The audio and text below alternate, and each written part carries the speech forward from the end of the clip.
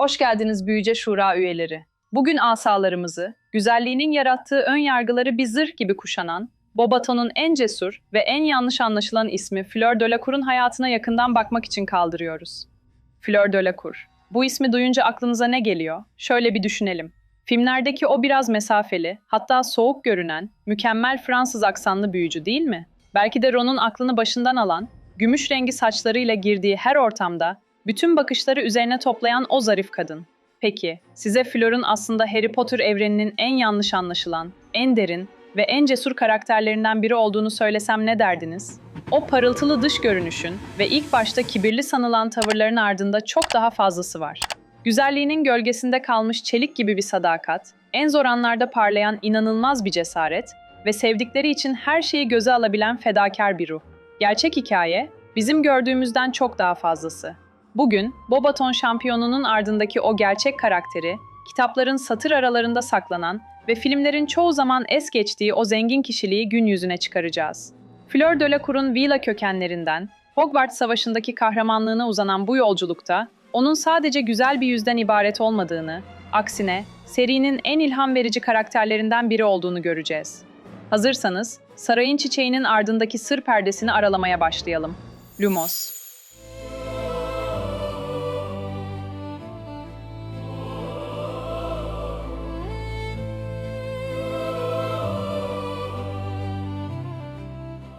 Fleur Delacour'u gerçekten anlamak için önce köklerine, yani kanında taşıdığı o eşsiz mirasa bakmamız lazım. Fleur, 1976 ya da 1977 yıllarında Fransa'da dünyaya geldi. Babası Monsieur Delacour bir insandı, annesi Apolline Delacour ise yarı Vila'ydı. Bu da Fleur'ü çeyrek Vila yapıyor ve bu genetik miras, onun tüm hayatını ve karakterini şekillendiren en temel şey oluyor. Peki, Vila olmak ne demek? Vilalar, Bulgar ve Sırp folklorunda karşımıza çıkan, insanüstü güzellikteki kadın formunda büyülü varlıklardır. Gümüş altın rengi saçları, ay ışığı gibi parlayan tenleri ve hipnotize edici danslarıyla tanınırlar. Ama bu güzellik aynı zamanda tehlikeli bir gücü de barındırır. Öfkelendiklerinde daha az hoş bir görünüme bürünerek kuş benzeri yaratıklara dönüşebilir ve ellerinden ateş topları fırlatabilirler. Fleur'un büyükannesinin tam bir Vila olması ona sadece fiziksel bir güzellik değil, aynı zamanda erkekler üzerinde doğal bir çekim gücü de veriyordu. Bu, onun kontrol edebildiği bir şey değildi. Adeta varlığından yayılan, istemsiz bir auraydı. Ron Weasley gibi birçok erkeğin onun yanında saçmalamasına neden olan bu durum, aynı zamanda etrafında bir ön yargı duvarı da örüyordu. İnsanlar, özellikle de diğer kadınlar, onu sık sık sadece bu Vila cazibesiyle yargılayıp, karakterinin diğer yönlerini görmezden geliyordu. İsminin anlamı da karakteri hakkında çok şey söylüyor. Fransızca'da fleur çiçek demekken, Delacour ise sarayın ya da saraydan anlamına geliyor. Yani Fleur Delacour, kabaca sarayın çiçeği olarak çevrilebilir. Bu da onun zarafetine ve asil güzelliğine yapılmış harika bir gönderme. Eğitimini Avrupa'nın en saygın 3 büyücülük okulundan biri olan Bobaton Sihir Akademisi'nde aldı. Muhtemelen Fransa'nın güneyindeki Pireneler'de yer alan bu okul, görkemli şatosu ve sanata verdiği önemle biliniyordu. Fleur, okulun en parlak öğrencilerinden biriydi. Sadece güzelliğiyle değil, büyülü yetenekleriyle de öne çıkıyordu. Asası bile bunun bir kanıtı. 24 santimetre uzunluğunda, esnek olmayan gül ağacından yapılan asasının özü, tam bir vila olan büyükannesinin saç telinden yapılmıştı. Bu, onun kökleriyle ne kadar derin bir bağ kurduğunun bir simgesiydi. 1994 ile 1995 eğitim yılında, Hogwarts'ta düzenlenen efsanevi 3 büyücü turnuvasında, Bobaton'u temsil etmek üzere seçildi. Ateş Kadehi'nden adının çıkması, onun okulunun sadece en güzel kızı değil, aynı zamanda en yetenekli ve cesur cadılarından biri olduğunu kanıtlıyordu. Hogwarts'a ilk geldiğinde ise tavırları birçok kişi tarafından kibirli ve soğuk bulundu. Hogwarts'ın yemeklerinden ve dekorasyonundan şikayet etmesi, onu bir anda itici bir karaktere dönüştürdü. Hatta Ginny ve Hermione'nin ona Balgam lakabını takması, bu ilk izlenimin ne kadar olumsuz olduğunun bir göstergesiydi. Ama bu tavrın altına baktığımızda, belki de farklı bir kültürden gelmenin ve Fransızların daha dobra tarzının bir yansımasını görebiliriz. O, beğenmediği şeyleri açıkça söyleyen dürüst bir karakterdi.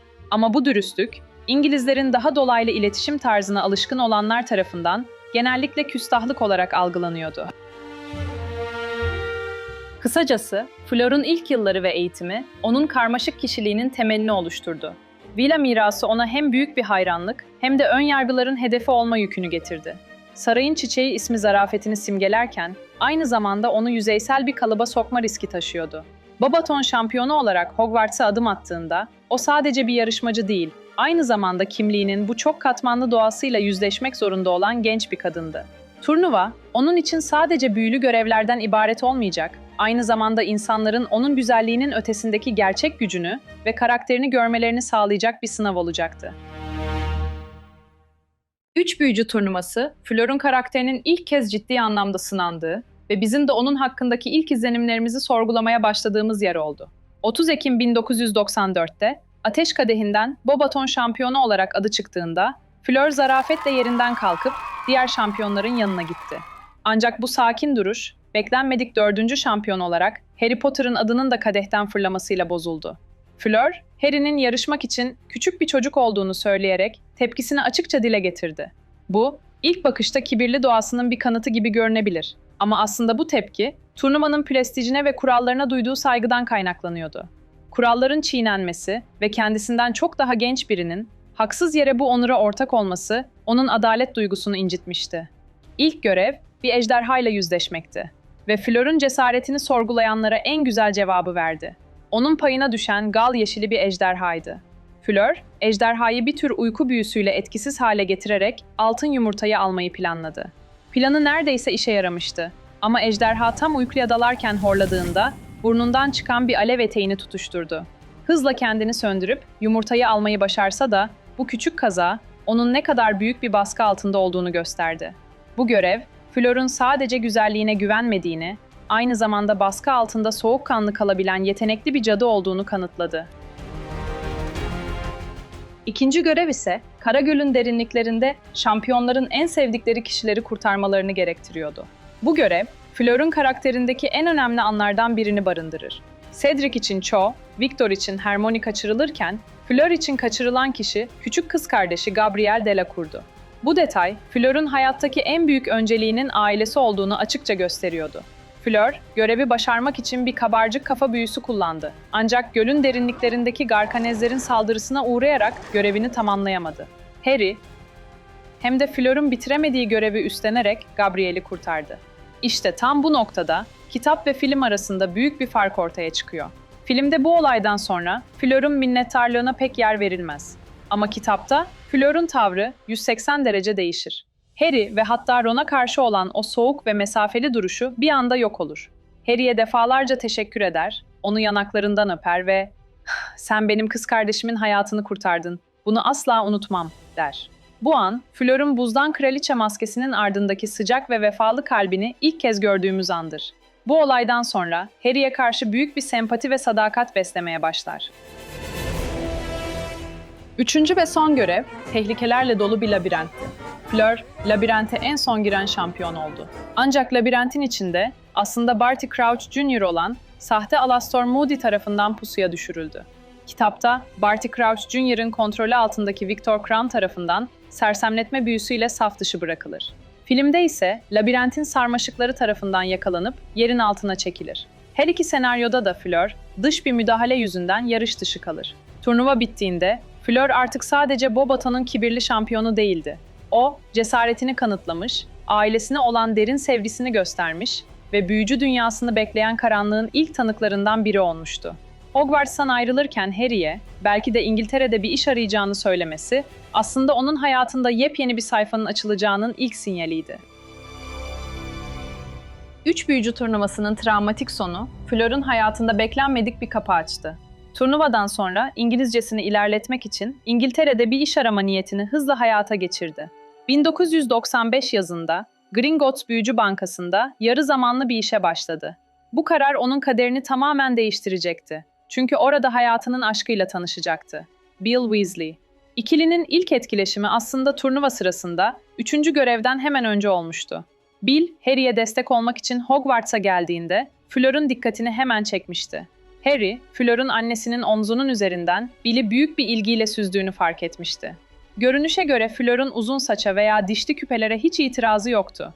Bill, Billa cazibesine kapılmayan, ona normal bir insan gibi davranan biriydi. Ve bu durum muhtemelen Fleur'ün daha da ilgisini çekmişti. Gringotts'ta tekrar karşılaştıklarında bu ilgi kısa sürede aşka dönüştü. Fred ve George'un deyişiyle Bill'in Fleur'a verdiği özel dersler bir yıl içinde nişanla sonuçlandı. Ancak bu aşk hikayesi pek de pürüzsüz ilerlemedi. 1996 yazında Bill, nişanlısını ailesiyle tanıştırmak için kovuğa getirdiğinde, Fleur kendini adeta bir düşman hattında buldu. Weasley ailesinin kadınları, özellikle Molly ve Ginny, ona karşı anında bir antipati beslediler. Ginny, ona aşağılayıcı bir şekilde "balgam" lakabını takmıştı. Molly Weasley ise Fleur'un her hareketini eleştiriyordu. Yemek pişirme tarzını beğenmiyor, ev işlerine yardım etme şeklini küçümsüyordu. Bu gerginliğin altındaki en büyük nedenlerden biri kıskançlıktı. Molly, bu ilişkinin sadece fiziksel çekime dayandığını, Fleur'un Bill'i gerçekten sevmediğini düşünüyordu. Fleur'un eleştirilere karşı savunmaya geçmesi ve kendi kültürünü savunması da Weasley'ler tarafından kibir olarak algılanıyordu.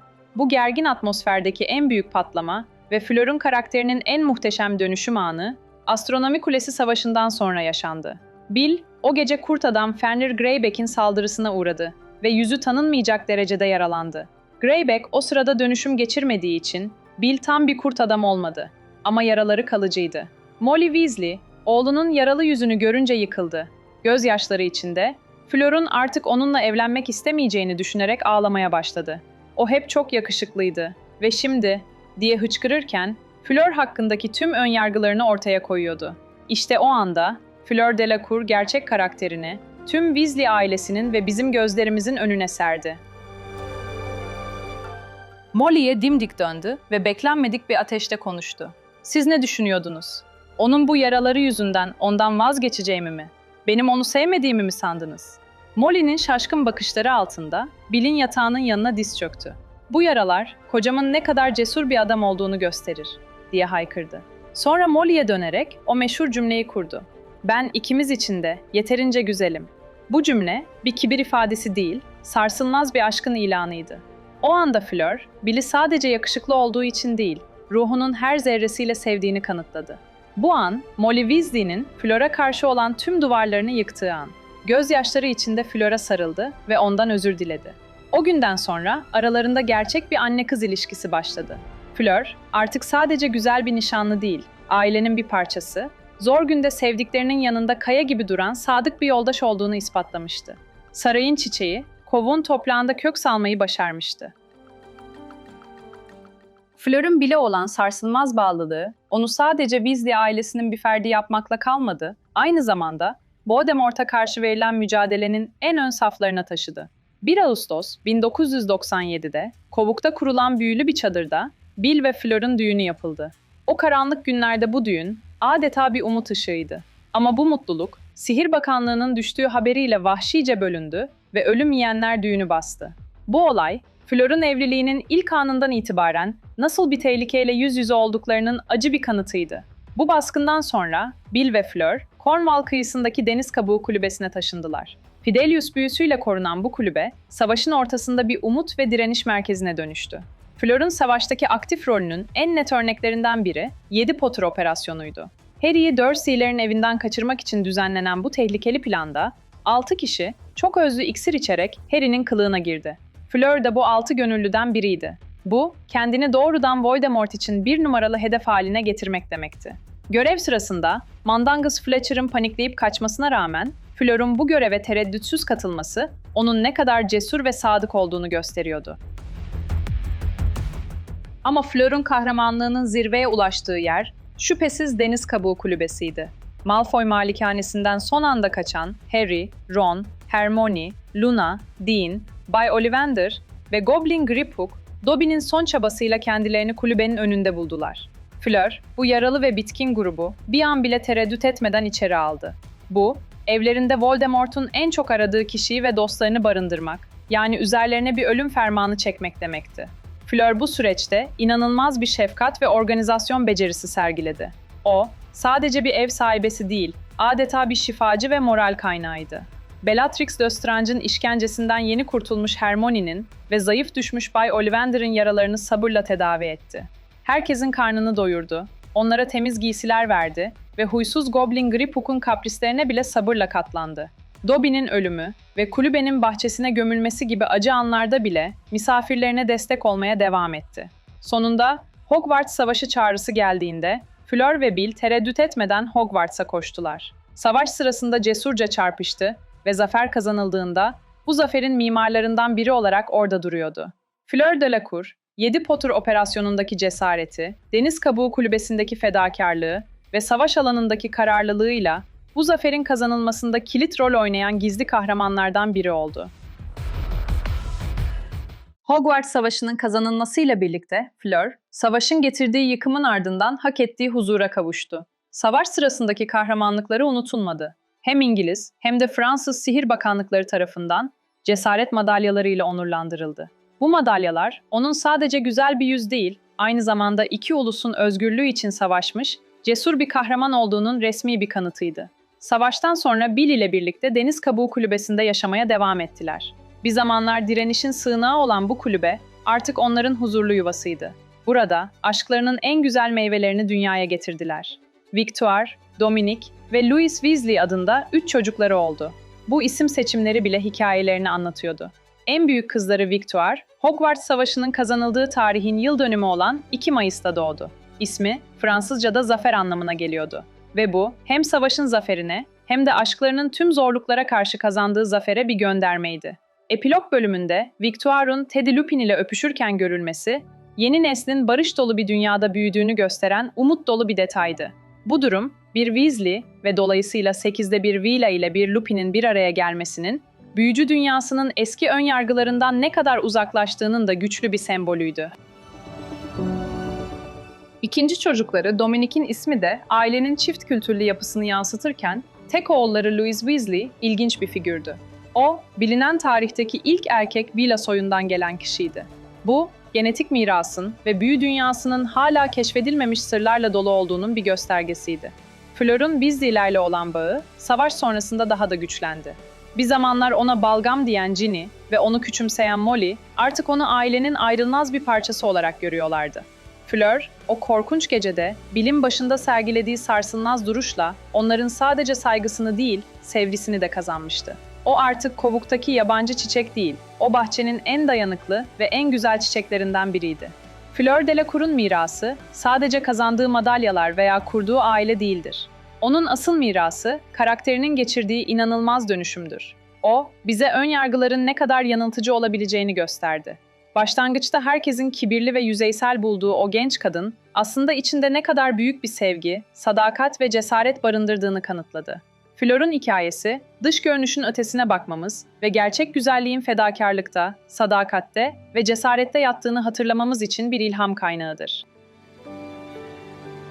Fleur'un zengin karakteri, kitaplar bittikten sonra bile hayranların zihninde yaşamaya devam etti ve hakkında pek çok teori üretildi. Gelin hem bu popüler hayran teorilerine hem de J.K. Rowling'in karakter hakkında yaptığı açıklamalara daha yakından bakalım. Birinci popüler teori, Fleur'un ilk kitaptaki tavırlarıyla ilgili.